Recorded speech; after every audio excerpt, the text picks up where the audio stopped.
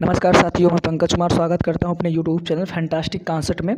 तो जैसा कि इस वक्त हमारा चल रहा है भैया बायोलॉजी, तो बायोलॉजी से संबंधित एक महत्वपूर्ण टॉपिक को लेकर हम हाजिर हुए हैं जिसका नाम है उत्सर्जन तंत्र। उत्सर्जन तंत्र और उत्सर्जन तंत्र से संबंधित एक महत्वपूर्ण अंग के बारे में अध्ययन करेंगे जिसका नाम है भैया वृक्क गुर्दा यानी किडनी। वृक्क गुर्दा यानी किडनी के बारे में हम अध्ययन करने वाले हैं।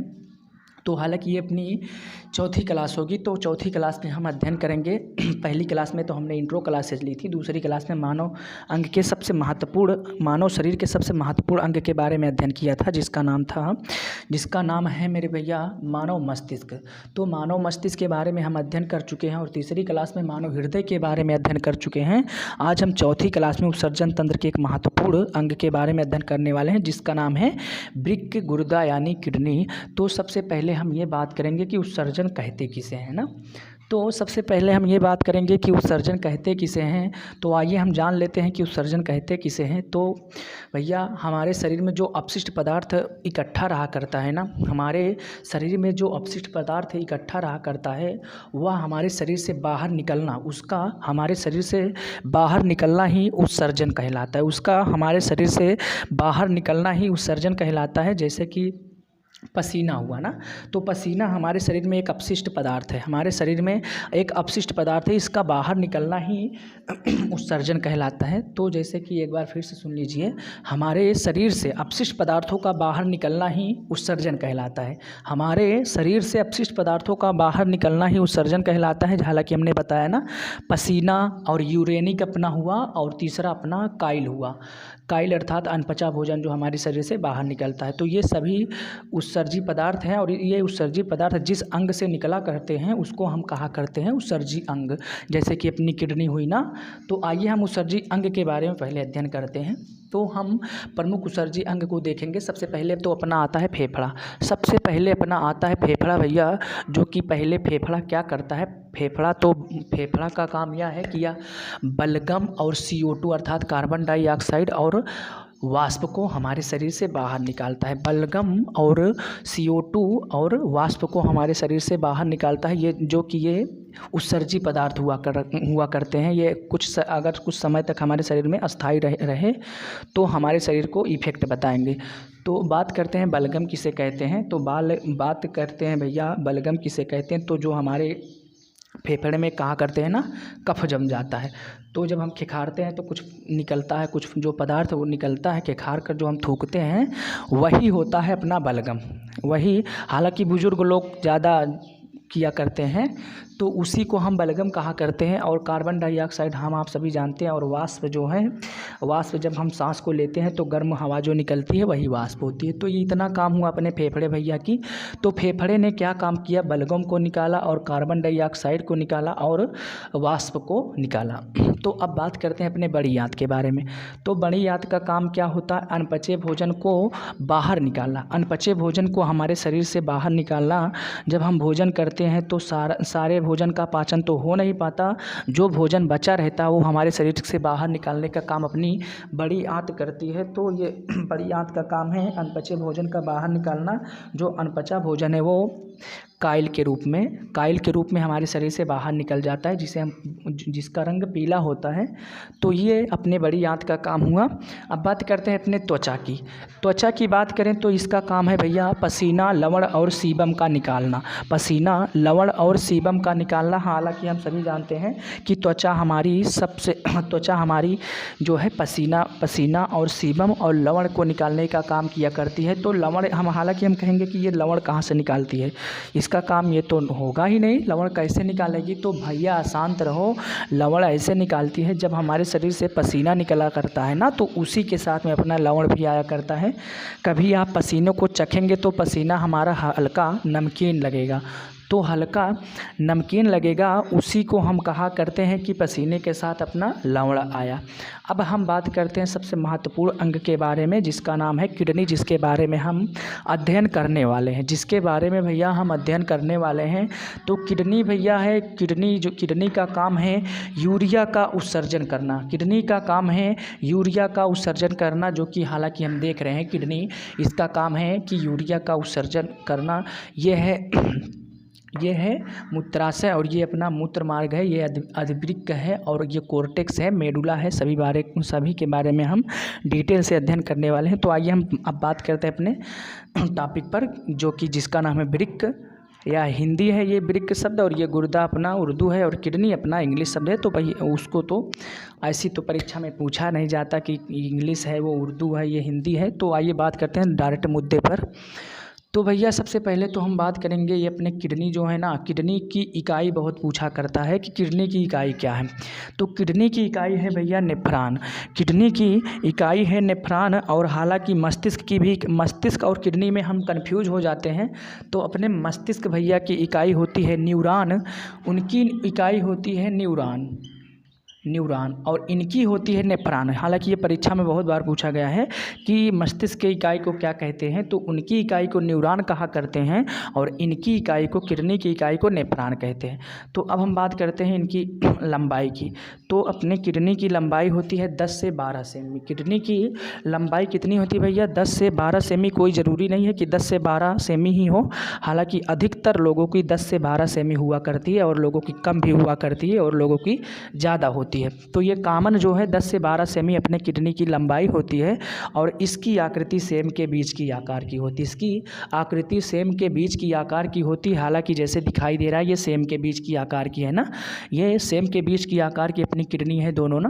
और इनकी संख्या क्या, इनका भार कितना होता है? भार तो बहुत पूछा जाता है। भार भैया 140 से 150 ग्राम कॉमन है। 140 से 150 ग्राम अपने किडनी का भार होता है।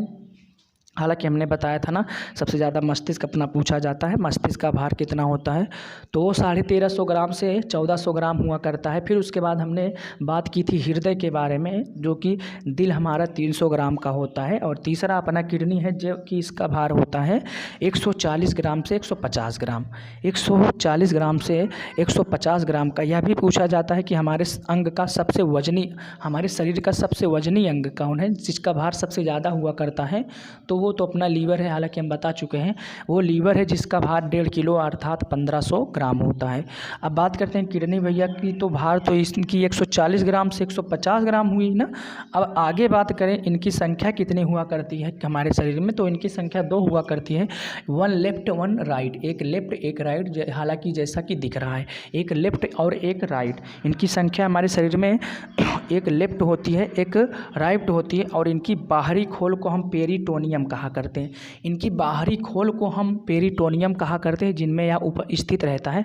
जैसे कि हमने बताया था ना मस्तिष्क की बाहरी खोल को मेनिनजाइट कहा करते हैं ना, मस्तिष्क की बाहरी खोल को मेनिनजाइट कहते हैं। उसकी इसी प्रकार इसी को भी, इसके बाहरी खोल को पेरिटोनियम कहा करते हैं। अब कुछ बातें हमको ध्यान में रखना है जो कि हमने कोष्टक में लगाया है, नोट पॉइंट है कि ये प्रत्येक वृक्क जो है, प्रत्येक किडनी भैया, प्रत्येक गुर्दा जो है ना, लगभग 1 करोड़ 30 लाख, 1 करोड़ 30 लाख, ये इकाई दहाई सैकड़ा हज़ार 10,000 लाख 10 लाख करोड़ ना, 1 करोड़ 30 लाख वृक्क नलिकाओं से मिलकर बना होता है। हमको याद रखना है प्रत्येक वृक्क भैया, प्रत्येक गुर्दा लगभग 1 करोड़ 30 लाख वृक्क नलिकाओं से मिलकर बना है। प्रत्येक वृक्क भैया लगभग 1 करोड़ 30 लाख वृक्क नलिकाओं से मिलकर बना है। तो उम्मीद है भैया इतनी सी बातें समझ में आई हो। तो हम बातें करते हैं आगे। ये थी कुछ किडनी से संबंधित बेसिक प्रश्न। तो हालांकि ये सभी प्रश्न पूछे गए हैं, ये सभी प्रश्न यहाँ तो जितना भी है ये तो कोई बाकी ही नहीं गया, ये तो सारा प्रश्न पूछा गया है परीक्षा में। तो आइए हम बात करते हैं अब इनके कार्य के बारे में। पहले इसको देख लेते हैं। तो इसके जो ऊपरी भाग जो होता है इसे हम अर्धवृक्क कहा करते हैं भैया। और ये बाहरी परत को, ये जो बाहरी सबसे बाहरी परत दिख रही है ना, हल्का हल्का जो बाहरी परत लेयर को, बाहरी लेयर को हम कोर्टेक्स कहा करते हैं। बाहरी लेयर को कोर्टेक्स कहा करते हैं। और ये जो अंदरूनी लेयर है, अंदर की लेयर है, इसे हम मेडुला कहा करते हैं। अंदर की लेयर को मेडुला कहा करते हैं भैया। और ये जो किडनी का चित्र दिख रहा है, ये हमारे डायरेक्ट ये किडनी जो है ये हमारे मूत्र मार्ग में आकर, ये मूत्राशय में आकर ज्वाइंट रहती है, जो कि यहाँ से अपने यूरेनिक जो होता है यहाँ से सेंड किया करती है। और ये यूरेनिक हमारे यूरेनिक मार्ग से बाहर निकल जाता है। तो ये थी कुछ बेसिक सी बातें अपने किडनी के बारे में। अब हम ये बात करेंगे कि किडनी अर्थात किडनी का कार्य क्या होता है, किडनी का वर्क क्या होता है।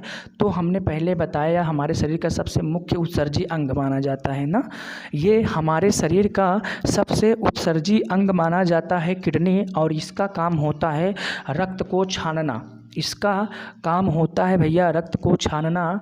ये हमको ध्यान में रखना है कि रक्त को छाना करती है अपनी किडनी, और अम्ल तथा क्षार की मात्रा को रोकना। ये अम्ल तथा क्षार की मात्रा को रोका करती है हमारे शरीर में ये जो अम्ल और क्षार इकट्ठे हुआ करते हैं, कभी अम्ल की वृद्धि हो जाती है, कभी क्षार की वृद्धि हो जाती है, तो इसको कंट्रोल करने का काम भैया अपनी किडनी किया करती है। और बातें कुछ और अच्छी हैं जो कि ब्रिक में पूछा जाता है कि ब्रिक में 1 मिनट में कितने लीटर मूत्र रोजाना बनता है। ब्रिक में 1 मिनट में कितने लीटर मूत्र रोजाना बना करता है भैया।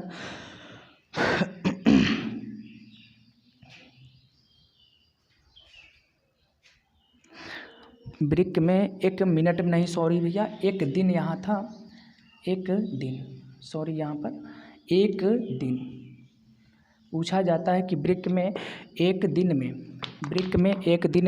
1.45 लीटर मूत्र रोजाना बना करता है, जो कि हालांकि सबसे ज़्यादा तो हम ये जानते हैं कि 1.5 लीटर।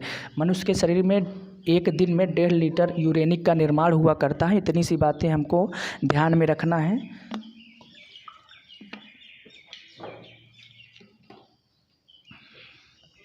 तो ये बात हमको नोट पॉइंट में हमेशा हमारे दिमाग में रहना चाहिए कि मनुष्य के ब्रिक में एक दिन में लगभग 1.5 लीटर यूरेनिक का निर्माण हुआ करता है। आगे हम बात करते हैं कि ब्रिक में औसतन 180 लीटर रक्त का प्रतिदिन निस्यंदन होता है। ब्रिक में औसतन 180 लीटर रक्त का प्रतिदिन निस्यंदन होता है। अब आप ये कहेंगे कि हमारे शरीर में, एक स्वस्थ मनुष्य के शरीर में तो 5 से 6 लीटर ही खून हुआ करते हैं, तो ये 180 लीटर कहाँ से आए भैया। तो वही खून जो है हमारे शरीर में बार बार आता जाता रहता है, तो इसकी दिन भर की कैपेसिटी है 180 लीटर। ये 180 लीटर दिन भर में 180 लीटर रक्त का प्रति मिनट निस्यंदन किया करता है। अब हम बात करते हैं अपने यूरेनिक के बारे में, जो कि पूछा जाता है कि यूरेनिक के बारे में। तो सबसे ज़्यादा हालांकि ये उत्सर्जी अंग यूरेनिक के लिए ही हालांकि सबसे ज़्यादा बना हुआ है।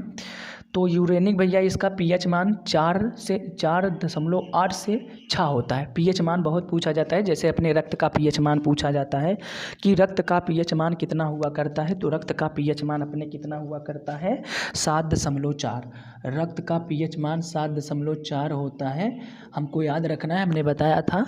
और इसमें जल की मात्रा 95% होती है भैया। हमारे यूरेनिक में जो है जल की मात्रा 95% हुआ करती है, और ये यूरिया की मात्रा इसमें 2% होती है। यूरिया की मात्रा 2% होती है। अगर हम इसको योग प्लस करेंगे तो 97 अर्थात 97% बनेगा, और 3% जो हुआ करते हैं अन्य पदार्थ होते हैं।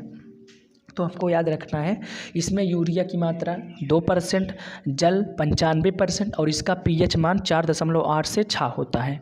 इसका पीएच मान 4.8 से 6 होता है। और ये पूछा जाता है कि हमारे यूरेनिक का रंग क्यों पीला होता है। पीला रंग होने का कारण क्या है।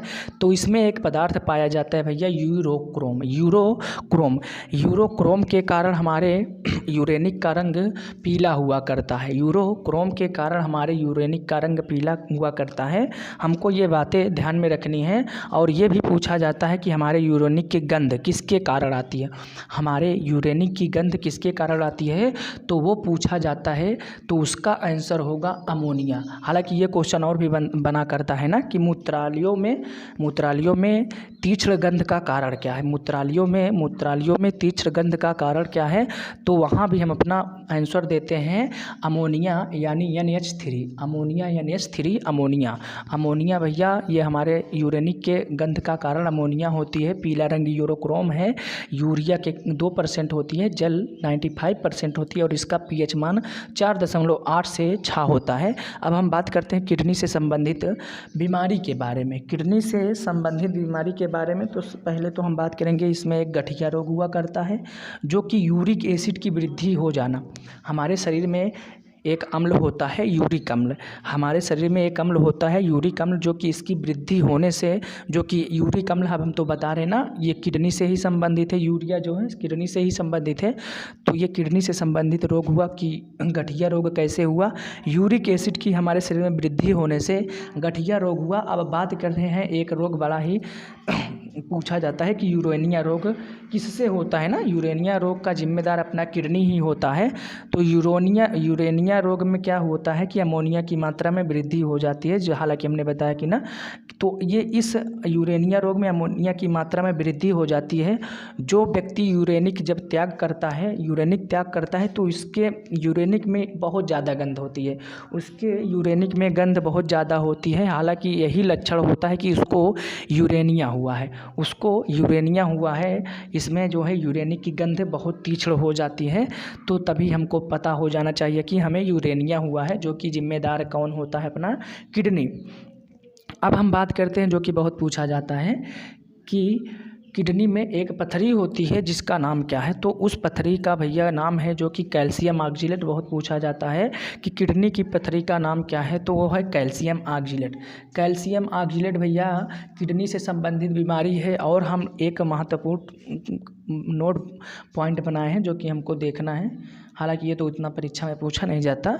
तो जब व्यक्ति की मृत्यु होती है ना, तो लमसम 48 घंटे तक ये अपना किडनी जो है, ये अपना किडनी काम करता है। तो उसके किडनी को जैसे पोस्टमार्टम में हमारे किडनी को निकाला जाता है 48 घंटे के भीतर ही। तो 48 घंटे तक तो उसकी किडनी जो है वो काम किया करती है, उसके बाद ये जो है निष्क्रिय हो जाती है, काम नहीं करती। 48 घंटे तक हमको याद रखना है कि हमारी किडनी मृत्यु के पश्चात 48 घंटे तक काम किया करती है। तो दोस्तों यहाँ से तो हमारा टॉपिक ख़त्म हुआ। तो उम्मीद करते हैं कि समझ में आया होगा, या हमारी आशा यही है कि आप सभी को अच्छे से समझ में आया होगा। हमने 100% दिया, जितना हमसे बन पड़ा हमने आप सभी के समझ ये टॉपिक को लेकर हाजिर हुआ और छोटा वीडियो बनाने की कोशिश की, और हम छोटे वीडियो बनाने में कामयाब भी रहे। हालांकि इतना छोटा वीडियो तो नहीं मिलेगा, फिर भी दोस्तों अब हम मिलते हैं अपने नेक्स्ट वीडियो में। तब तक के लिए राधे राधे।